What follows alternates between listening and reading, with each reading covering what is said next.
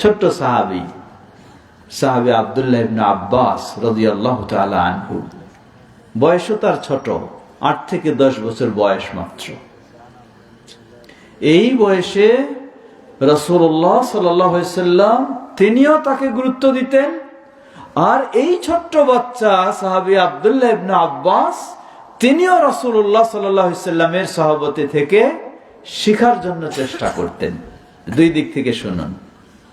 সহিহুল বুখারীর হাদিস, এই বাচ্চারা খেয়াল করবে তোমরা, সহিহুল বুখারীর হাদিস, আব্দুল্লাহ ইবনে আব্বাস রাদিয়াল্লাহু আনহু তিনি বলছেন, রাসূলুল্লাহ সাল্লাল্লাহু আলাইহি সাল্লাম একদিকে আব্দুল্লাহ ইবনে আব্বাস রাদিয়াল্লাহু আনহুর চাচাতো ভাই, আব্বাস তিনি হলেন চাচা, তার ছেলে আব্দুল্লাহ চাচাতো ভাই, অপরদিকে রাসূলুল্লাহ সাল্লাল্লাহু আলাইহি সাল্লাম এই আব্দুল্লাহর খালু, কারণ রাসূলুল্লাহ সাল্লাল্লাহু আলাইহি সাল্লামের আরেক স্ত্রী মাইমুনা রাদিয়াল্লাহু আনহা তিনি হলেন আব্দুল্লাহ ইবনে আব্বাস রাদিয়াল্লাহু আনহুর খালা।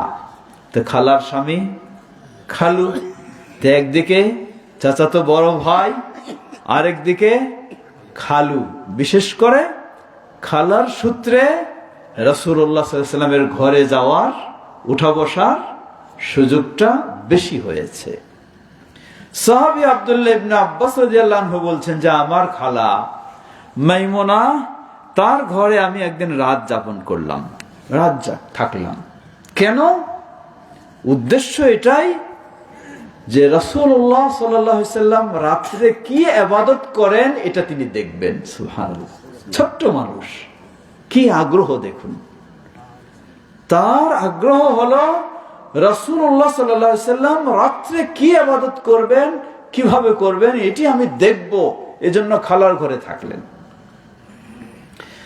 রাসূলুল্লাহ সাল্লাল্লাহু আলাইহি সাল্লাম কিছুক্ষণ ঘুমানোর পর ঘুম থেকে উঠলেন, উঠে ঝুলন্ত পানির পাত্র থেকে পানি নিয়ে ওযু করলেন, ওযু করে সালাতে দাঁড়ালেন, রাতের সালাত।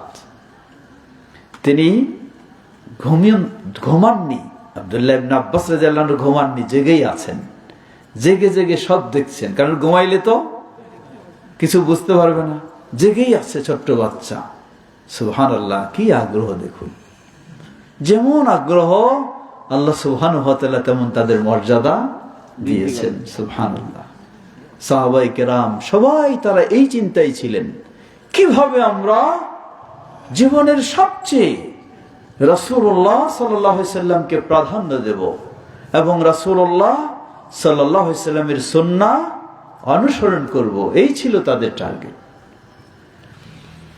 তো সাহাবী তিনি দেখছেন, আগে উঠলেনও না, কি চালাক দেখবেন, কারণ আগে যদি উঠতেন সালাত শুরু করার আগে রাসূল সাল্লাম কি করতেন, বাধা দিতেন, তুমি ঘুমাও থাকো।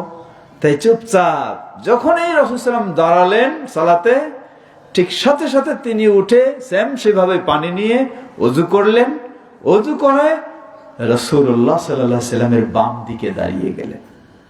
দুইজন যদি হয় মানুষ, একজন ইমাম, একজন কি মুক্তাদি, মুক্তাদি দাঁড়াবে কোন দিকে? হ্যাঁ, ডান দিকে দাঁড়াবে, কিন্তু দাঁড়ালেন তিনি বাম দিকে। যখন বাম দিকে দাঁড়ালেন, রাসূলুল্লাহ সাল্লাল্লাহু আলাইহি সাল্লাম ওই সালাতের ভিতরেই পিছন দিক দিয়ে হাত দিয়ে, এক বর্ণনায় এসেছে তার কান ধরে, অন্য বর্ণনায় এসেছে তার কাপড় ধরে টেনে নিয়ে ডান পাশে দাঁড় করে দিলেন। সুবহানাল্লাহ, ডান দিকে দাঁড় করে দিলেন। এরপর তো চললো সালাত, 2 রাকাত 2 রাকাত 2 রাকাত করে 11 বা 13 রাকাত সালাত সাহাবী পড়লেন রাসূলুল্লাহ সাল্লাল্লাহু আলাইহি ওয়াসাল্লামের সাথে। তাহলে একদিকে সাহাবী, ছোট্ট সাহাবী আব্দুল্লাহ ইবনে আব্বাস রাদিয়াল্লাহু আনহু রাসূলুল্লাহ সাল্লাল্লাহু আলাইহি ওয়াসাল্লাম থেকে দ্বীন শিখা, রাসূলুল্লাহ সাল্লাল্লাহু আলাইহি ওয়াসাল্লামের ইবাদত শিখা, কত গভীর আগ্রহ। কিন্তু ছোট বাচ্চা অত নিয়ম কানুন মাসআলা জানতেন না, দাঁড়িয়ে গেছেন কোন দিকে? বাম দিকে, উল্টা দিকে। তাহলে রাসূলুল্লাহ সাল্লাল্লাহু আলাইহি ওয়াসাল্লাম তো বলতে পারতেন, মনে করতে পারতেন কি, যে ছোট মানুষ দাঁড়াইছে, দাঁড়াক, আমি শেষ করি সালাতটা, তারপরে কি করব, তাকে শিখাবো। কিন্তু রাসূলুল্লাহ সাল্লাল্লাহু আলাইহি ওয়াসাল্লামও সেই অপেক্ষা করেননি, সালাতের ভিতরেই তাকে কি করলেন, টেনে পেছন দিক থেকে ডান দাঁড় করে দিলেন। এর মানে কি বোঝা যায়?